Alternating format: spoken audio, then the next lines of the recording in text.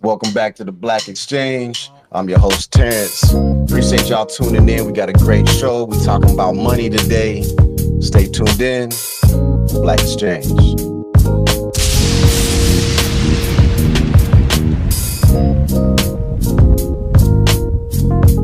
All right, welcome back. Like I told you, we got a great show. I'm your host, Terrance. And today we got Luchi TheDesigner. He's going to give us some gems. He's going to tell you a little bit about his background, and most importantly, how to make those dollars. So Luchi, welcome to the show, man. No, I appreciate being here. Yeah, appreciate you. I know we met a while back at a conference. I seen you speak. Kind of talking a little bit about your background and trader extraordinaire. How'd you kind of get into that? What brought you to that? What's your background?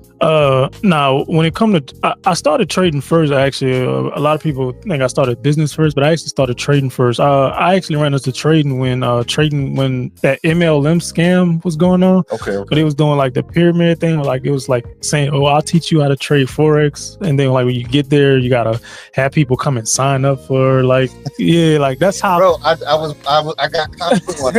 That's how I got introduced. I got up on Facebook. I joined the group. Yeah. And I had to start recruiting folks, and I was like, "Hold on, this isn't." Yeah. So like that's how I got introduced to like forex. But I'm one of those people where like I'm constantly like researching. So like that's what I did. Like I started to like research, and that was like years ago, man. I'm 27, so like when I ran into that, I was probably like 16, if I'm not mistaken, like 15, 16. My big brother Jojo, he actually introduced me to the MLM thing, because he thought that that was at the time, he thought that it was like something good at the time. Like it was something cool that was like, man, I want to be a part of that. Yeah, so he was trying to bring us on, and like that's what made me get interested. And I started doing my own research about it and like how it goes. And then like throughout the years, I'm just learning more about it. But back then, it was much more harder to actually learn trading, because it wasn't as much information out there anymore. It was like minimum people that was actually teaching, and the way they was teaching, it was like so complicated, because everybody was just like all these indicators, and like it just when I got started, I think I was using like 10-15 different indicators, and they was just throwing a bunch of information at me to where it was like it was so many different strategies, it was so many different techniques, and we would kind of do some trades, but at the end of the day, I wasn't learning anything. I was kind of copying folks, but I wasn't learning anything. I didn't, wasn't really learning how to like mark up my charts and stuff like that. Yeah. So like that made me interested, and I ended up connecting with some friends actually when I started my business, and that's actually how I became profitable. Learning, I actually ran into those friends who were already profitable, who were already making like millions of dollars with trading, and they started to teach me their way of trading, and there was no indicators. They just started to teach me just pure price action, and I was like, okay, I like this. I like this. Okay. And the more I got into it, the more I seen, okay, this was pretty simple. Now I did take like several breaks from trading, because I would make money and then like go invest, because trading is like I love it. I love teaching it, but it's not my it's not your passion. Yeah, like I'm not trying to do this. Like I could do it for the rest of my life, but that's not something that I'm really like trying to do for the rest of my life. I like business. I like to sell. I like one of my main goals is to actually open up a apartment complex. Nice. Yeah, that's what I want to do. In Houston? Yeah, like okay. I want to buy land. Yeah. I want to open a apartment complex. I want to name it Athena after my brand. Yeah. And then like every time someone comes and get an apartment with me,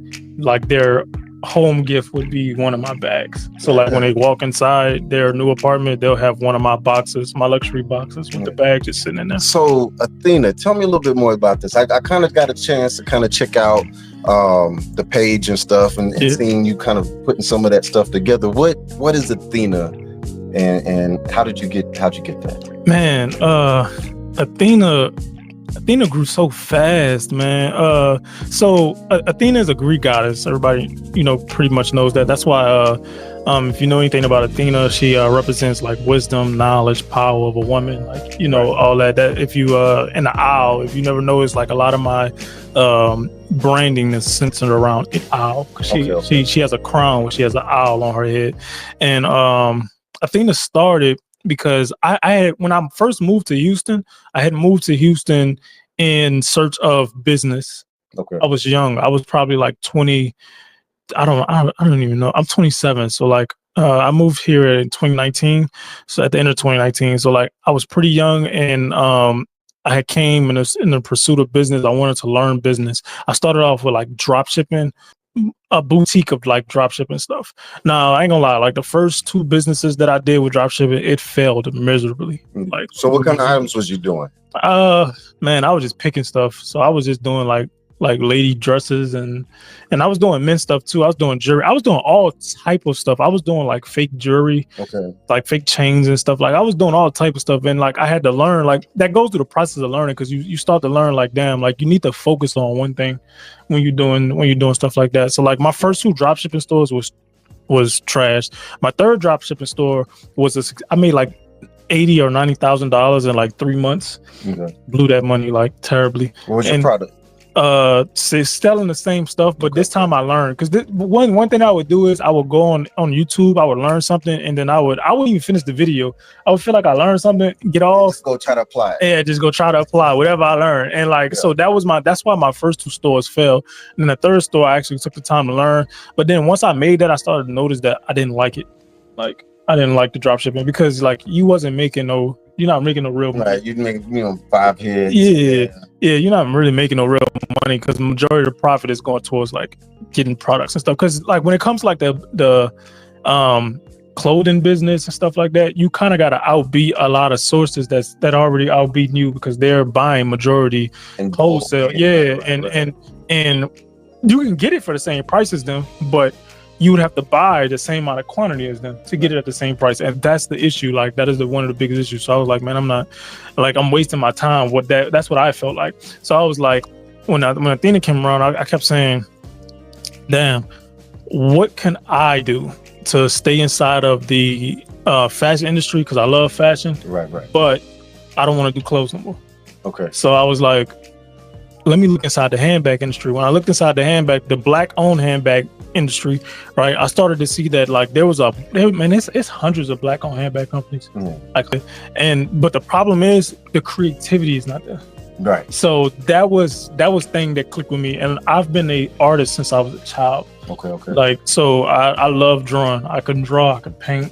Like all. So the designs for Athena, are those all your designs? Yes, they all, except for the Balenciaga hourglass bag. But even that, right? So if I take someone else's like a silhouette, because that's what it is, it's just a silhouette design. But if I take someone's silhouette, I make sure that I redo the bag into where it's 100% mine. It's yours, right? Yeah. So the hourglass one, I redid that whole bag. I did a clamps that turns, because on a regular hourglass, Balenciaga hourglass, the B hangs below. Mine's is interlock clamps on there, and then the material is made out of genuine horsehair and paint splatter. You'll never see that in Balenciaga. So the material was 100% different. I made sure like I made it 100% different. That way, like, even though I took their silhouette, it's still my bag. And that's why like people love that bag so much, because it's different. Even though it's 100% different. Yeah, I was checking them out. I mean, those definitely got some unique designs, some things I hadn't seen anywhere else. Yeah,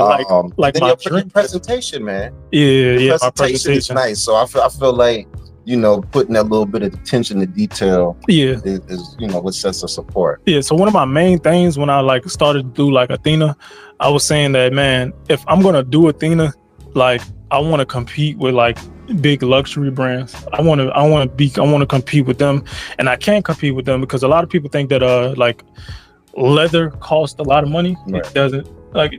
Like to make a Louis Vuitton bag and real genuine leather is probably gonna cost anywhere between like $50 to like $80. Yeah, I heard that $50 to $80. Yeah, to make a Louis Vuitton bag. These designers and these brands, they taxing y'all. Yeah, taxing bad. So like it's really not hard to like make a real leather bag, and like so I wanted to compete with them. So I started to do things different. And like every time I come up with do a bag concept, like for instance, like when I came up with my dream catcher bag, I kept saying, damn, everybody got a circle bag. If you go to any circle, like any brand, everyone has a circle bag. I'm like, so the little small clutch circle thing. Yeah, just circle bag. So I'm like, man, if I'm gonna release a circle bag, it gotta be different. And then that's when the dream catcher, I tried to tie it into like my brand aesthetic, like the dream catcher. So everything that every time I release a design, I try my best to like tie it into like my brand aesthetic to like make it cater to Athena as possible, as much as possible. Yeah. No, you definitely have a theme. It's dope stuff. If you hadn't checked it out, where can they find some Athena gear at? On Instagram, the official .Athena, and then my website is www.theofficialathena.com. Okay, nice. So we'll definitely provide y'all some information on where you can find the bags. Check those out. Super fly. One and only. So he's designing these himself, and that's just one part of the things that you do. So me personally, I know you through LVTrades. Yeah, LVTrades. Give us some background. What is LVTrades? LVTrades is a trading community based around trading futures. I trade options too sometimes, but majority futures. I try to teach more so of the Black community. I love teaching like more so of the Black community because look inside like the trading industry, majority of the trading industry is like other races, and I feel like if more so of the Black community knew more about how to trade, they would get more and more into it. And I understand why the Black community is not like that, because of the MLM stuff. When trading first came around, that is what they knew, was like these MLM Forex gurus who was trying to get you to just sign on with the pyramid buy a course. Buy a course and stuff like that. So me personally, when you get inside like my Discord, I teach you how to trade. I have educational videos, and I also trade live with you just to make sure that you are making money while learning. And then I also provide like free one-on-ones for all my students, just so I know that they're catching up on education. But you know, even then, you still have to want it yourself. Like you still have to like want the education yourself. It's not going to be something that you do overnight, but it's definitely not going to take you 2 years to learn how to trade and be profitable, man. It's all about the work that you put in. Yeah, it's a learning process. So originally when I had gotten into it almost 2 years ago, and I started doing Forex, but I would find it was little stuff like, starting in the hole already. Before you even get into your trade, you're already in the negative. I hate that about Forex. That's why I don't trade Forex. I hate that. See, with futures, when you get in, like you're in right there where you get in. When you're in Forex, you get in a trade, you probably $100 in the negative as soon as you click buy or sell, bro, because of that so it's the brokerage fees, right? It's the slippage, the broker slippage, like man. And I can't tell you how often I'm thankful, just learning about futures, which I really wasn't trading till before I got with you. It's instant. So if you start where you start, and it's not being in the hole that you got to dig yourself out of before you even start to be in the positive. So I definitely and I appreciate that. I thought Forex was it, but futures is old school. That's been there for a long time. It's been there for a long time. A lot of people just didn't know about it, but a lot of people didn't know about. Let me say this: a lot of Black people didn't know about trading like this. That's what it is. Like it's always been around, but they didn't know about it as much as they should have. And I feel like if more Black people get into it, the more like it'll create more financial freedom for a lot of Black people, especially like the people, like the young boys and girls that's in the trenches. Yeah.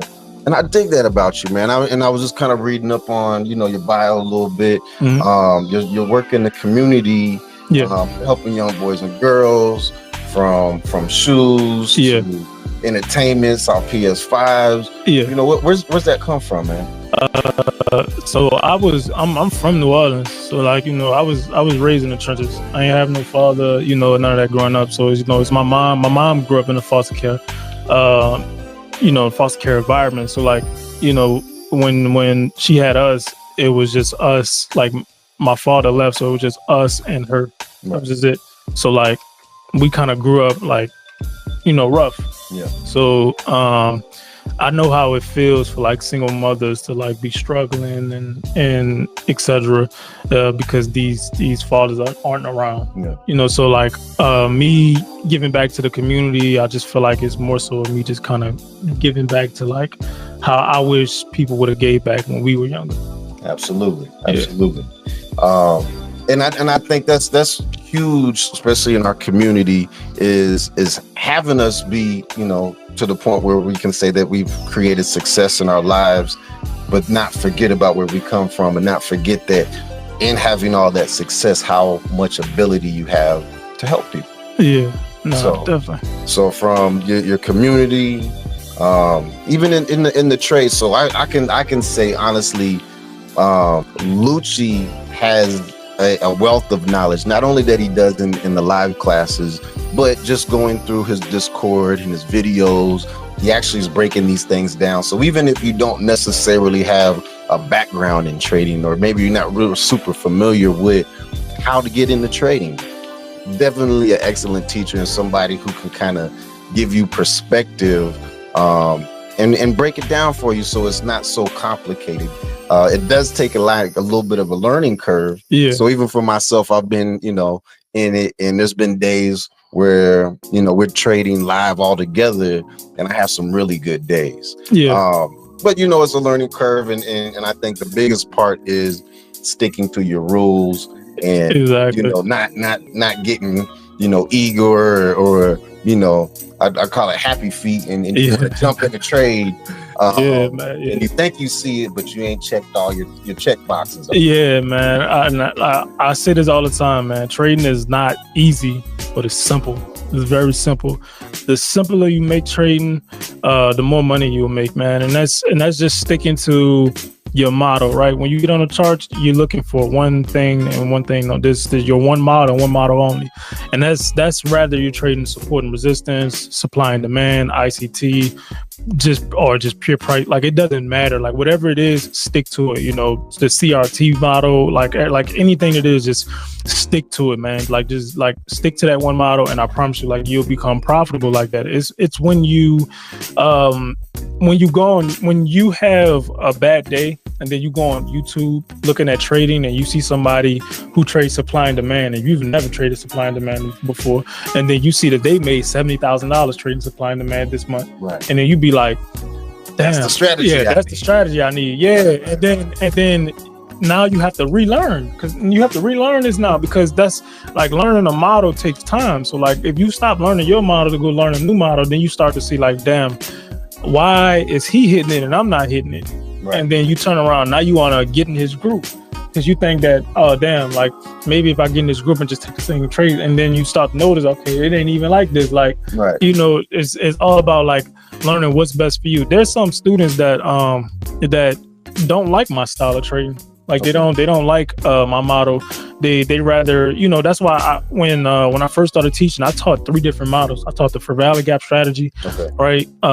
Some students like that model. I taught market maker buy and sell model. Some students like that model. Okay. And then I taught the model that I currently trade now. And majority of y'all like that model because it's pretty much is. So what is that strategy? What do you call that? The forever model. The forever model. Yeah, that's the forever model. Okay. Yeah, my mentor taught me that model, and that's the model. So give me kind of the brief breakdown of the forever model for somebody who's thinking about trading. They don't have too much knowledge about it.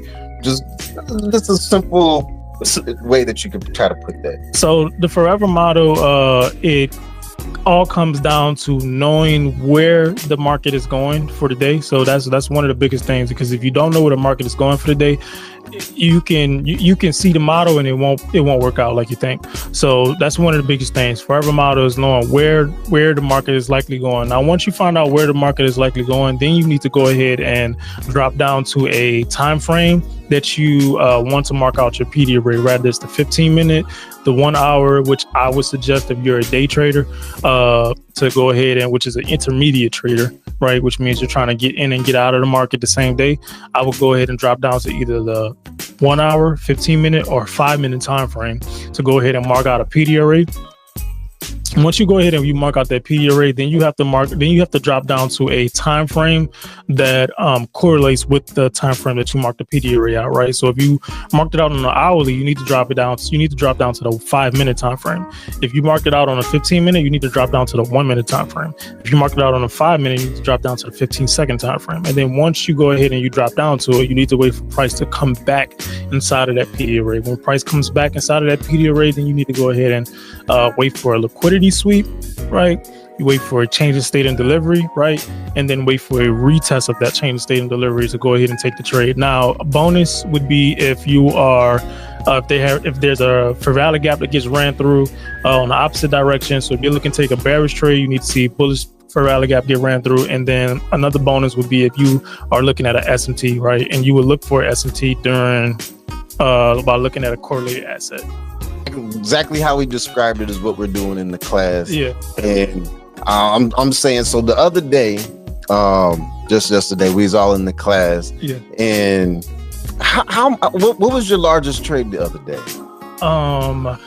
You talking about like yesterday or the day before yesterday? I think yesterday was. Yeah, yesterday was. I think it was Friday, because I had a good Friday. Yeah, yesterday I think I made 11,000, and then the day before that I made like 13,000. Yeah. And that's live, so that's not him saying, "Oh, this is what I did," but then nobody see him do it. We're all in this room, in the chat, in the Discord. Yeah. Well, it's actually a Zoom. Yeah. And we're doing this together.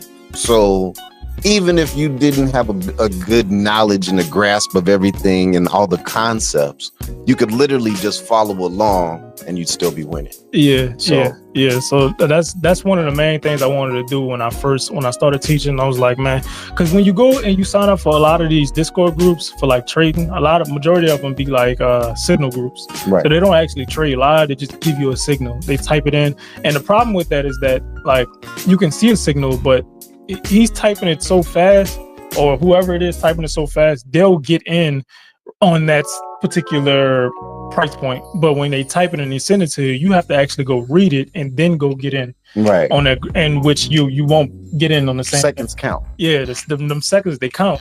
So that's why I like to trade live, because if I'm trading live, then when you see me press sell, you press sell. You see me press buy, you press buy. And then I also like carefully explain, like before I even press it, I'll be like, okay, look, I'm looking for price to come back to here. If it comes back to here, I'm getting in. That part. You know? So it's not just making the trade and hitting the button, at least giving you some background. Okay, this is why I'm about to hit this trade. This is why I'm about to get into it, or this is why I'm not going to get into it. Yeah. So wealth of knowledge.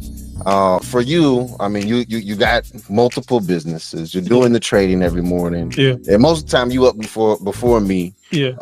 And I'm trying to make it back to the house because I got training in the morning. So I go to the gym and I'm like, damn, it's 8:05. I gotta make it back to the house for 8:30. Yeah. So what's your day typically look like, man? So I get up, get my daughter ready for school. Once she's gone and out the house, her mom goes to drop off to school or something. I'll go ahead and get on the charts with you guys. Yeah. So that's typically the beginning of the day. She gets on the charts with you guys. Once I go ahead and get on the charts with you guys, I do my trades. After I do my trades, I'll get off, go straight to the gym. That's only if I don't have like no business meetings or anything. Okay. Then I'll go straight to the gym. Once I go ahead and go to the gym, come back, go to the office, go ahead and make sure like, you know, business is up to par, making sure everything is good with Athena. And after that, and that's it, man. I don't really have like entrepreneur gave me so much freedom. I don't really that have part. That's what we all trying to get. It's some freedom where we can just get up like, man, I don't know what I'm doing. Like if I don't feel like doing nothing for the day, after I finish trading with y'all, I'll go get right back in bed and just chill. This guy. Yeah, like sometimes I be like so bored, I get up and go like do impulsive things. I go buy me like a new watch or like car or something, like just because I'm bored. Like so from you started trading how long ago? So 8 years. It's been 8 years since I've been trading. So I'm just assuming in that 8 years you've had your ups and your downs, learning to trade. I've also been on and off though too. Hands down, what's your biggest trade? Oh man, it was actually caught on stream. I actually have it documented. It was 119,000 in 30 minutes. It was actually caught 119,000 in 30 minutes, y'all. That was my biggest trade. If that ain't some inspiration for you, I don't know what to tell you. So not to say that I've done that, but it's possible. So, you know, anything is possible when you put in the time and the effort and, you know, some help from Luchi. So, you know, you definitely need a guru to put you down, and hopefully, you know, they're as thoughtful and as intelligent and is providing you all the information as this guy here. So let me ask you, so between being an entrepreneur, between your trading, what advice would you give to somebody who's, you know, trying to get it? So when it comes to business, my best advice to give to people with business is to fix your credit first. That's going to be the first thing, because a lot of people go into business with a bad credit, man, and that's where they get stuck. You can only rinse and repeat your liquid cash for so long. It takes other people's money to make money. Right. And I actually have a breakdown on my Instagram and TikTok of like how you actually start a business with your credit, with rinse and repeating like a credit card, where you can, you know, you stack your first $100,000 inside your business bank account, which is it's way simpler and easier than people think. Like people get very impulsive, and I get it, because I was like that too. When I first made my first 100,000, I blew it. I left that 100,000. It went. Set it on fire. It went, like, you know. So I get it. But yeah, credit would be the first thing. If you're trying to start a business, please, like, credit is the first thing. Now, outside of credit, learn to think outside the box. I was just talking to one of my good friends. Her name is Maya. I was talking to her a few days ago, and she was talking about like the hair. She wanted to like start business again, and she wanted to get back to like selling hair. And I told her, I said, if you're gonna like get back into the hair industry, I need you to think outside the box, because you just selling hair, it's not gonna cut it. You gotta be different. 2025 it's just not gonna cut it no more. I'm like, because majority of people, they're not even buying hair no more because it's good quality. They're buying hair because somebody's popular. And, you know, you got to compete with those popular people. And if you're not just as popular as them or in the same circle, you're going to lose. Like you're going to lose. So like I said, like there's all type of like products or something. There's something new that you can add to the hair game that people would want to see. You know, and so go ahead and start doing your research, start brainstorming, and then do that. If you're going to get back into it the right way. Don't wait. Don't wait. Don't wait, and don't do something like that. Now, when it comes to trading, my best advice is realistically, please, like, get a mentor. That's for one. I know the trading industry is crazy, and a lot of people don't like the whole guru trade mentor thing, because I was the same way. I don't like it. I still don't like it, for real. I don't even like to be called a guru. But you learn from somebody. Right. Yeah, you learning from somebody will cut you corners, because people like me, by me being in the market for so long, I trade off of pure instinct sometimes, because I've seen this before. Like it's there. It's like deja vu. Yeah, like someone new, they haven't been in the market for so long. Like, for instance, a lot of people were saying like January and February was just like a trash market. But if you've been trading, like real trading for a very long time, you already know that this has always been like this around January, February. Right. It's always been this. Like, and December is like that as well. It's the rest, even the summertime, when summer comes out, June and July, Right. it's gonna be a little weak too. Like, you know, but if you've been around a long time, you know this already. Right. So it don't seem weak to you because it's just part of the part of the flow. It's just part of the flow. Is, you know, but the average person like that's just getting it, they don't know. So like, I definitely would go ahead and get you a mentor and then stick to a strategy. So whatever you know, whatever strategy you feel like you want to learn, go with that strategy, stick with that strategy, master that strategy. Because I promise you, rather it takes you 6 months or a year to go ahead and master that strategy, you're gonna be grateful and thankful that you actually mastered that strategy. Like, you're gonna be thankful as hell. So yeah. All right. So all that being said, teacher, entrepreneur, trader, father, is that something you feel like you're gonna pass down to your daughter as far as trading? Because the first thing I did when I had my daughter, I was like, man, she gonna be learning this at like 6 or 7. Yeah. And I'm like, she gonna be put down on all that stuff. I had already discussed it with her mom and told her that college is going to be an option for her. Like, if she don't want to go, she don't got to go, because I went to college. Yeah. Her mom went to college too, and I was like, I'm going to teach her how to trade, or I'm going to teach her how to run a business. And you know what made me smile? I go pick my daughter up from school, and I walk in and she's painting and drawing, and like, you know, I called my mom the other day, and I was having, because I told my mom, like, man, I'm having flashbacks. Yeah. Or like when I was a child. Okay. And like, I was like drawing, and like my daughter, she was like, I walked in the classroom, she was painting. She was like, look, Daddy, look what I did. And I was like, and then I just had a flashback, because I'm like, man, I had started drawing because I wanted to get my father's attention. Like, I wanted to, I wanted to impress him. Like, as a child, like, I did a lot of that's crazy. A lot of my accomplishments that I did, like playing basketball. I played basketball. Was the show Pops? Yeah. And he just wasn't, like, my dad still has never, he's never seen none of my artwork. And I've painted an entire classroom. Wow. Yeah. In high school, painted an entire class. He's never seen my artwork.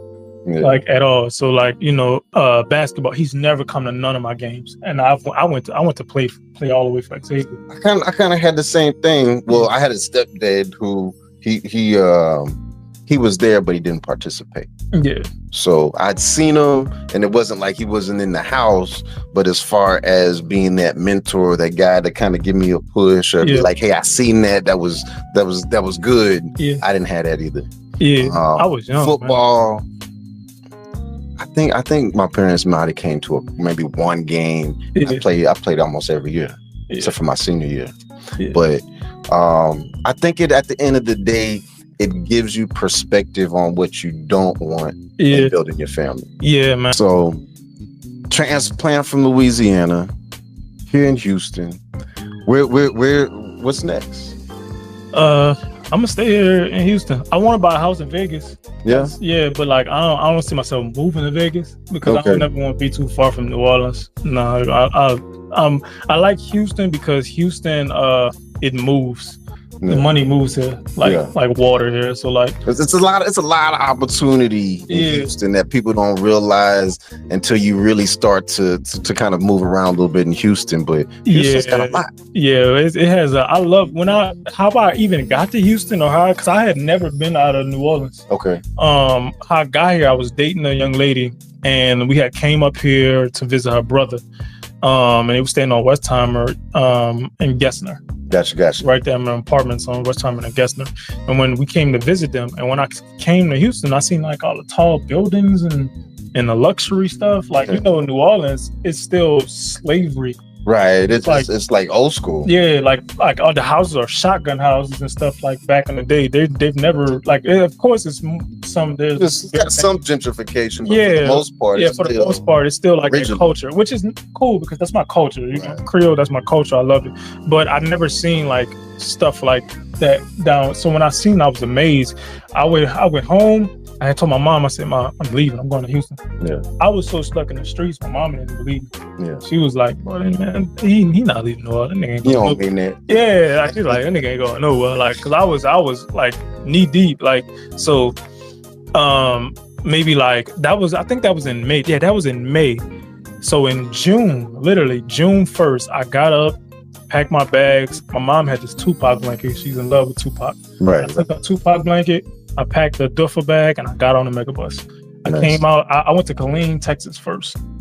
Killeen, ain't nothing out in Killeen, man. At all, but my auntie, one of my mom's best friends called her auntie, she was staying out there. Okay. So she was like, yeah, you can come out there. So I went out there by her. I was out there from June 1st to August 1st. I had called one of my college roommates. God bless us. God bless her heart. Just one of my closest friends. Yeah. And her name was Maya too. Okay. Yeah, she's a different Maya, but her name was Maya too. I called. I'm like, hey, she was from Houston. I was like, hey, could you come get me? I'm in Killeen. Bring me to Houston. I'm gonna just find somewhere. I didn't want to be in Killeen no more. Yeah. She was like, okay, I'm coming. She drove 3 hours, got me. I went and got an apartment the exact same day. Man, go get you some good friends. Yeah. I got an apartment exact same day on West Time and Lazy Hollow. They was doing a special. This was right after that hurricane that hit. So like all the specials for the apartments was going down that I was always working at Walmart. So I transferred jobs to the Walmart that was across the street. Yeah. So I was like, I'm set. And then for like the first 3-4 months I was in Houston, I was making a bed out of my clothes that I had. Okay. Yeah, because I was sleeping on a hardwood floor and I was eating noodles until I saved up till I was able to buy me a couch. Bought a couch instead of a bed, and then I brought an entertainment center because I was hooking my PlayStation up to the TV, and I was just going on YouTube and I was learning business because that was my main objective, to move to Houston and learn business. Yeah, so like I came I came a long way, like from like full circle, y'all. So I mean, yeah, that's a journey, man. Yeah, like I was dedicated to come to Houston and learn business. Yeah, and I'm glad I stuck to it. Because like when I say a long way, man. Like from 2019 to now, that's a long time. Yeah, it's a long time. You still young, man. You still young. Yeah, I'm 27, man. So like, ain't got no salt in that. But not yet, man. Man, don't be in a rush for that. I done went through some things. Yeah. But so all that being said, what do you want to leave behind? What do you want people to know about you? After everything's said and done. I'm still answering that, to be honest, with a lot of like my trauma that I go through, or that I've been through, me still kind of dealing with that. Every time I accomplish something, I feel like it's not enough. So like I'm consistently trying to like overdo myself or go over the top, and I need to stop doing that and just take the time to like praise myself, because I've done it. You gotta congratulate yourself. Yeah, like I keep telling myself I need to, but then I turn around and that depression hit different. So I'm still answering like. So let me ask, how do you congratulate yourself when you make a big win in business, fatherhood? How do you celebrate? I don't. That's the problem. Yeah, I don't, man. Like, you got all this opportunity in ability. Yeah, I don't. That's my biggest issue. I don't sell it because I get my kicks off of helping other people. Right. So like when I do something and I congratulate myself, for some reason I'll be looking around the room for people to applaud me, and I need to stop doing that, because nobody like. I got to you don't get award for being a good father. You don't get awards for like being a decent person. That's what you're supposed to do. Yeah. But for some reason I look around and I'll be like, man, such and such over there, and I'm not as near as messed up as this person, but like, or I've done way more like than this person, and then like, but I'm not getting the same record, but I keep telling myself I need to stop doing it, congratulate myself and do something, so I don't know, man. Eventually I'll start like doing like I'll find something. I would say we're always our own biggest critics. So, and I hear it all the time. So, like if I book something or I turn in an audition, and my girl, she's like, how'd you do? Was it good? Like, yeah, I think it was alright. She's like, no. how did you do? I was like, you know what, it was great. Yeah. And I have to change my perspective on a lot of things just to appreciate how great I am. Nah, you know what I'm saying? And it's a process, and it's something that I'm not always good at. Yeah. But you know, it's one of them things that as you practice it, yeah, you start to become more conscious of it. Yeah. And it does become a little bit easier.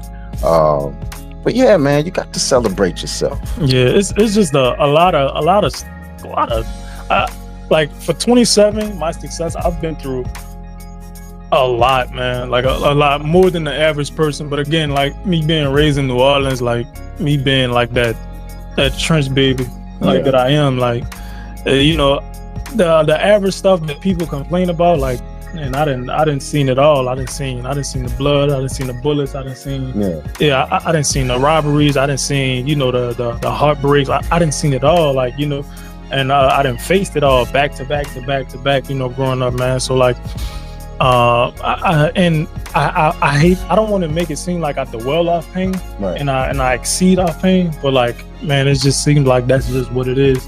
So I'm constantly. Sometimes like, that's the best motivator, though. Yeah. Pain. Yeah.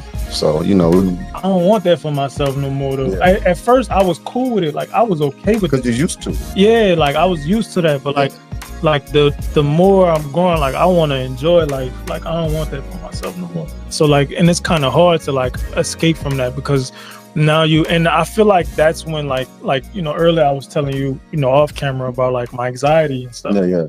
And, like, I was saying, like, I feel like it actually started getting bad a few months ago. Okay. But that's when it started to get bad. That's when I started to tell myself that I don't want this no more. That's when it started to get bad. Okay. And I feel like it's getting bad because I've never actually sat down to talk about anything. Yeah. Like I have. You ever do therapy? Yeah, like I did therapy. And here's the thing, this is why I don't really like therapy, because all a therapist is gonna do is tell me what's wrong. I know what's wrong with me already. Right. Like I've accepted, you know, I've faced my demons. I faced all that. Like, so nobody could tell me what's wrong with me, like that I don't already know. It's just me. It's the coping part. Yeah, the coping, the closure. You know, especially like a lot of things that go on with my father. Like it's just that. Like, and again, like a lot of people would say like it's. Like I might have daddy issues, but I promise you, like I was going years without him, and I didn't care. I didn't speak about him, talk about him, or nothing. It wasn't until my daughter was born that, like, I started to feel. Started to relate. Yeah. I started to relate. Like, but if I think if my daughter was never born, my dad wouldn't even be a thought in your mind. Yeah, it wouldn't be a thought in my mind because I wouldn't care like at all. But you know, at the same time, I think it's bittersweet.